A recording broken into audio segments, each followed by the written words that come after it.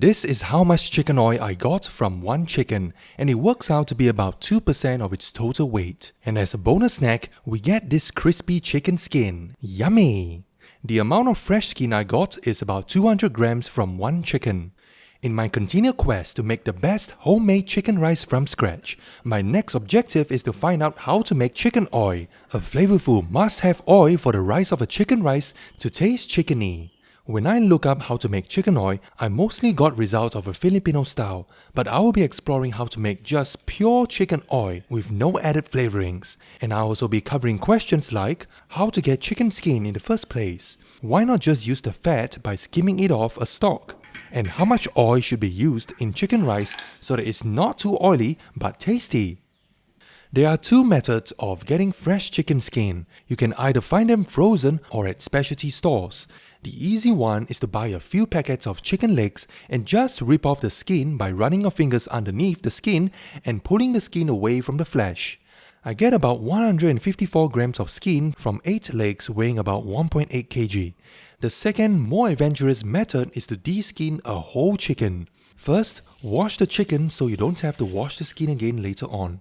Chicken rice recipes generally take this skin in the cavity to render out the fat over low heat, but if you don't have enough skin, you're limited by the amount of rice you can make because you need enough oil to give it flavor, which we'll find out how much is enough later on. By buying a whole chicken, you get bonus parts of the chicken like the head and the neck where the skin is thick and good for making chicken oil too. Basically, you break down a whole chicken the way you're familiar with, then run your fingers underneath to pull off the skin. The skin of the breast is the thinnest compared to the rest, and there's this neck skin to rip off too, and do remember to tear off the gullet. De-skin the thighs as usual, and I also like to debone the wings, then pick off the flesh to get this thick rubbery skin. The backbone is usually quite tricky to peel off the thin skin, and my favorite part is the butt or the tail. There's a little soft bone in there and some meat, but it's mostly fat and it becomes a mini crispy chicken after rendering out the oil.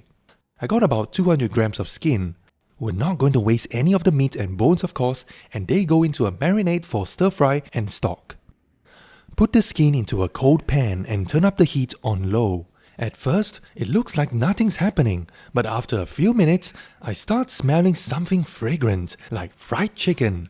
Too high a heat setting would burn the skin, so I found the sweet spot of letting the skin to be in a pan on low heat and just slowly let the skin release its oil.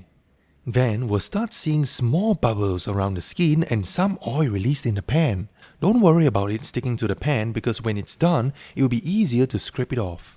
And after the skin looks brownish on the sides, it's about time to turn. Using a metal spoon, I gently try to pry off the skin, and you'll still stick a little, which by the way you could use your non-stick pan to make this easier, but I don't use them and I also want to show that stainless steel works just fine. So with a few tugs of the spoon, we flip to let the other side render out its fat. Look at that color, wow! Baste the skin with its own oil to fry until golden brown on both sides. Now we have our chicken gold in crispy and liquid form. Gently drain the skin and set aside, hit it with a sprinkle of salt and let it cool before snacking on this delicious crispy snack. Meanwhile, I got this nylon sieve to filter out any crispy bits to get the real liquid chicken gold oil. Strain and lightly tap and scrape to accelerate the filtration. Now that's our lovely chicken oil. So from about 200 grams of fresh skin, I have here about 31 grams of oil or 16% yield from the skins, so where did the rest of the weight go? I think that the skin contains actually a lot of water which evaporates throughout the rendering process, leaving us with fried skin and the oil. There's still some chicken oil in the pan actually, so use it well by frying some eggs, mother fat and child reunited, to make an extra fragrant fried egg with crispy edges. Delicious! But for the chicken thigh skins, I'm not sure why they yielded less oil.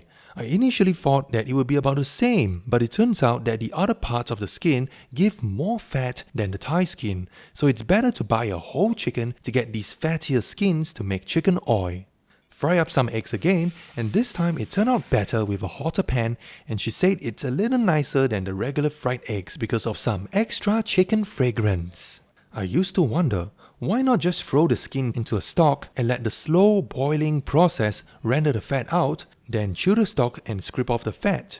This fat is known as schmaltz, and I learned the hard way because the oil is actually not very pure as it still has some moisture in there, so heating it up will actually cause some nasty tiny splatters that will cause an oily mess.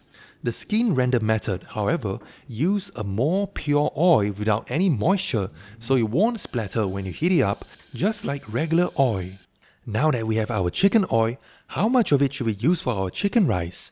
A survey of the most popular creators' recipes didn't mention how much chicken oil to use because the amount of fat trimmings varies across chickens. So I made 5 portions of chicken rice using the same amount of rice, 10% aromatics of equal parts shallots, garlic and ginger to keep it simple, and then boiled with the same chicken stock. The only difference here is the amount of chicken oil I used. And after tasting the rice side by side, she likes the 1% chicken oil the most, as she could eat the most rice. For me, I noticed that the oilier it gets, the more chicken umami flavor you get, but it also gets a little more sticky and greasy to the palate like butter rice. So I actually prefer a lighter chicken oil like 3%. As I add more chicken oil, the rice appears more shiny and tanner in color. This result surprises me because I always thought we need more oil to fry the aromatics, which in this case turned out to be just fine even with just a thin coat of oil on the pan. This leaves me with more questions about the making of chicken rice that I'll dive deeper in my next video.